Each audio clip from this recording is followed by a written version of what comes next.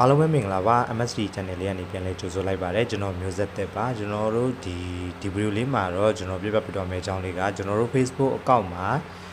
တင်ထားတဲ့မြတ် post တွေအကုန်လုံးကိုကျွန်တော်တို့တစ်ချက်တည်းနဲ့ဖြစ်တဲ့နည်းလေးကိုကျွန်တော်ကပြပြပြတော့မှာဖြစ်တယ်ဆိုတော့ဒီအကြောင်းအရာလေးကိုစိတ်ဝင်စားတယ်ဆိုရင်အဆုံးထိတေချာလေးလိုက်ကြည့်ပေးပါကဲဆိုတော့ပထမဆုံးကျွန်တော်တို့ Facebook ထဲကိုဝင်လိုက်မယ်โอเคပြီးရင်ကျွန်တော်တို့ဒီ setting menu bar လေးအပေါ်ဆုံးက menu bar လေး၃ချောင်းကိုတစ်ချက်နှိပ်လိုက်မယ်ဆိုတော့ဒီမှာကျွန်တော်ဒီ menu bar လေးကိုကျွန်တော်တစ်ချက်နှိပ်လိုက်မယ်โอเคပြီးရင်ကျွန်တော်တို့ဒီ setting တွေကိုဝင်လိုက်မယ် setting privacy တွေဝင်မယ်ပြီးရင် setting တွေကိုဝင်လိုက်မယ်โอเค setting တွေရောက်သွားပြီဆိုရင်ကျွန်တော်အောက်လေးကိုဆွဲချအောက်ဆုံးလေးကိုဆွဲချပြီးတော့ဒီမှာကျွန်တော် UI activity ဆိုတဲ့ထဲမှာကျွန်တော် activity log ဆိုတာလေးကိုရှာရမယ်ကျွန်တော်ဒီကောင်လေးကိုရှာရမယ်ဆိုတော့ဒီမှာကျွန်တော်ဒီကောင်လေးကိုရှာရမယ်ဆိုတော့ဒီမှာကျွန်တော်တွေ့ပြီဆိုရင် activity log ဆိုတဲ့ဟာလေးကိုတစ်ချက်နှိပ်လိုက်မယ်โอเคကျွန်တော်ဒီနေရာရောက်သွားရင်ကျွန်တော်တို့ဘယ်နေရာလေးကိုတစ်ချက်နှိပ်ရမလဲဆိုတော့ဒီကျွန်တော်အပေါ်ကကျွန်တော်အပေါ်ဆုံးက your Facebook activity ဆိုတာလေးကိုကျွန်တော်တို့တွေ့ရလိမ့်မယ်ဒါလေးကိုကျွန်တော်တို့ဒီနေရာမှာမြားလေးရှိတယ်ဒီမြားဘယ်ကျွန်တော်တို့ဒီဘေးလေးမှာမြားလေးရှိတယ်အဲ့မြားလေးကိုကျွန်တော်တို့တစ်ချက်နှိပ်လိုက်မယ်နှိပ်လိုက်ရင်ဒီမှာကျွန်တော်တို့ဒီ post ဆိုတာလေးကိုကျွန်တော်တွေ့လိမ့်မယ်ဒီမှာပါကျွန်တော်အလဲကောင်းမှာဒီ post ဆိုတာလေးရှိတယ်ဒီဟာလေးကိုကျွန်တော်တို့တစ်ချက်နှိပ်ရမယ်ကျွန်တော် manage post ဆိုတာလေးကိုတစ်ချက်နှိပ်ရမယ်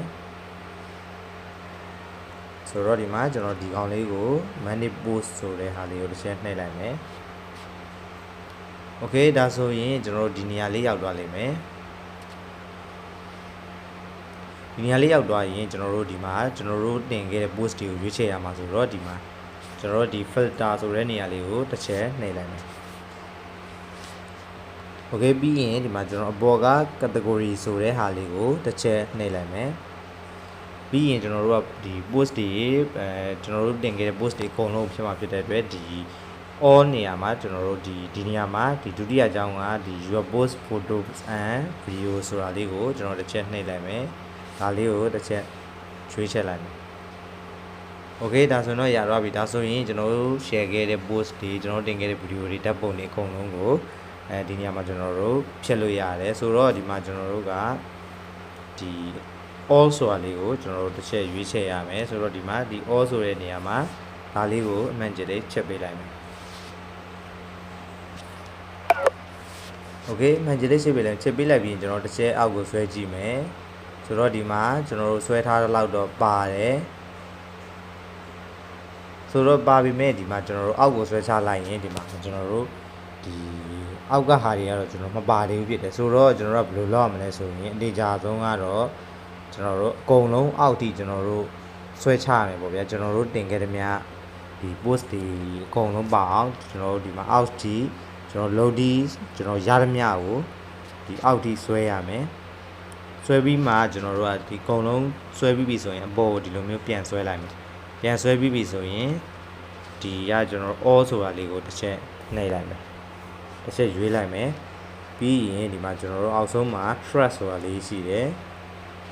ဒီမှာကျွန်တော် track ဆိုတာလေးရှိတယ်ဒီ track ဆိုတာလေးကိုတစ်ချက်နှိပ်လိုက်မယ်โอเคဒါဆိုရင်ဒီနေရာမှာကျွန်တော် move to track ဆိုတာလေးကိုအပြောင်လေးကိုနှိပ်လိုက်မယ်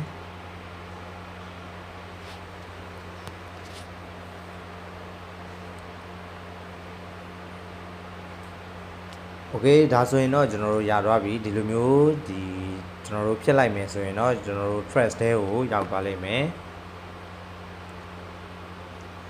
ကျွန်တော်တို့ track ထဲကိုရောက်သွားလိမ့်မယ်ကျွန်တော်တို့ရက်30လောက်ဆိုရင်ကျွန်တော်တို့ဒီအခုဖြစ်လိုက်တဲ့ဟာတွေကအကုန်လုံးပဲပြတ်သွားမှာဖြစ်တယ်